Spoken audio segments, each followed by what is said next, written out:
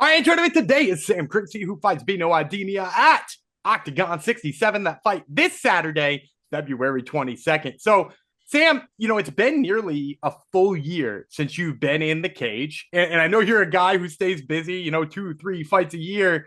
What has this time outside of the cage been like for you? Frustrating, frustrating. Honestly, like you said, I'm used to being out there fairly regularly, and it's been a very, very difficult period of time. My patience on occasions has got the better of me in the past, and I've rebooked fights where I've taken injuries or illnesses far too quickly. So I've just taken a little time to make sure that I'm ready and fit and healthy to get this one out of the way now. Well, that's good to hear. Now, I also know, obviously, you've had this opponent on the tip of your tongue since, there was a cancellation and, you kind of knew he was the number one contender anyway. So we're talking about like what, 6 months of prep time for this guy? Is it been weird thinking about him for this long? It has been a little strange, little strange. Give us a little bit more time to have a look at him and that. But to be honest, I guess it's similar into the past when looking at potential champions in the future or potential opponents in the future. I've always got my eye on, okay, who's the best guy? Yeah, who's the top of the division at the minute? When do I get to fight him? How am I going to fight him? Sort of thing. But it's been Beno for a while. Um, and we're going to go in there, do the dance, and we'll see who's the best man. I like it. I like it. Now you're talking about looking to the future too, and obviously we're not looking by Beno either.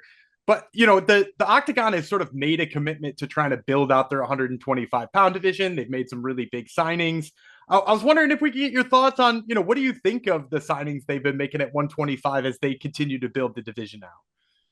Yeah, I mean, it looks good. It looks good. I know the division was very shallow before, um, and then Elias disappeared. So who knows what's happened to him? But I'm a fan. I'm a fan. I'm looking forward to testing myself against any of these guys they put in front of me. And the bigger the division is, the better. I like that. I like that. Now, obviously, another one of the names that seems to stick out to people right now, especially after his win over Aaron Abbey, is Zhalga Zhumagulov, right? Comes Mhm. from the UFC, had some real wars in there. Does it feel like after, he's kind of the name that is next? I don't like to look too far ahead, to be quite honest. But if it was going to be anybody at the minute, it's going to be him. He's the next in line after Benno. And in terms of, like I know you said you don't like to look too far ahead, but you're always looking for the guy and how you're going to beat him and stuff like that. Mm. What do you think stylistically of that matchup with you and Zhalgas? Mm, difficult. I feel like he brings it. He's in your face almost the entire time. Got good hands, solid wrestling, looks strong as hell. Um, but I think my skill set negates that. I think my the length, my ground game, and my footwork on my feet would make it very difficult for him to have his way. I like that. I like that. Now let me ask you a few questions too about working with Octagon because Mm. it's one of those promotions that seemingly came out of nowhere over the last few years, and it's exploding in terms of its not just popularity in Europe, but its popularity in the States, its popularity in Asia, its popularity all over the place. So, I've heard a lot about the crowds at Octagon, and in your experience, what is it like compared to some of the other promotions you've worked for? They've treated me really well.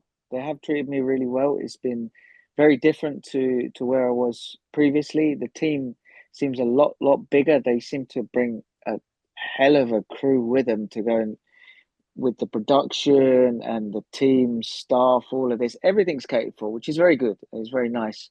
Um, I've been aware of them for a long time, to be honest. That I think I was offered a fight against one of their guys many years ago, when they were mainly just in the Czech and Slovakia at the time, and I saw some of the stadium shows then. They were enormous. So I'm excited to be a part of it.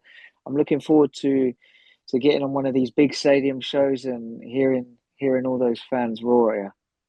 Yeah. And out of curiosity, what stopped you all those years ago from signing on with them? Was it just comfort? Was it, like where were you at the time? The fight they offered me, it was on on Christmas Eve, I think, and it was too short notice. I said, I've only just had a fight. I'm pretty fat right now. I'm going to have a little bit of time off and then I'll come back. I like that. I like that. That's a perfectly good reason. So, we've kicked it around a little bit, but we haven't actually talked about your opponent yet. So let's talk about all the prep work you've put into, fighting Beno. And at this point in time, like you said, you've seen everything there is to see on him. You had almost too much time to prep on him. So give us the scouting report on him. What is sort of do you think about the stylistic matchup with him? I'll be honest, I don't really take that too much notice of it, but my coaches, they do all the tape work and then they'll go and look and they'll put it into my own training. So if we're doing pad work, it will be specifically for him. What I do know about Beno is, from what I've seen of him, is he's got very good boxing. He looks like he's got nice, clean hands, lovely spinning back kick. And I expect his wrestling and his grappling to be up to scratch. But my coaches have put together a plan and a style that we will use to try to negate those strengths of his.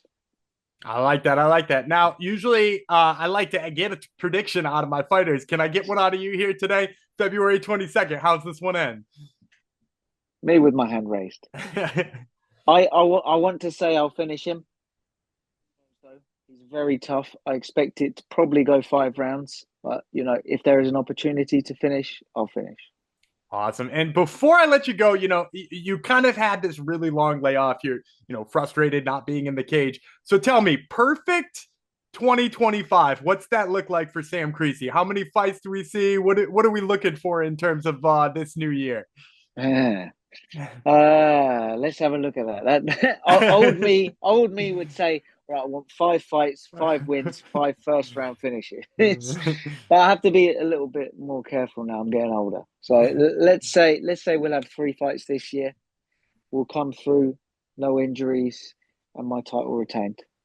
All right. Well, you heard it here first, folks. This has been Sam Creasey, who fights Beno Adamia at Oktagon 67. That's this Saturday, February 22nd. Sam, thank you so much for the time. I really appreciate it. Pleasure, my man.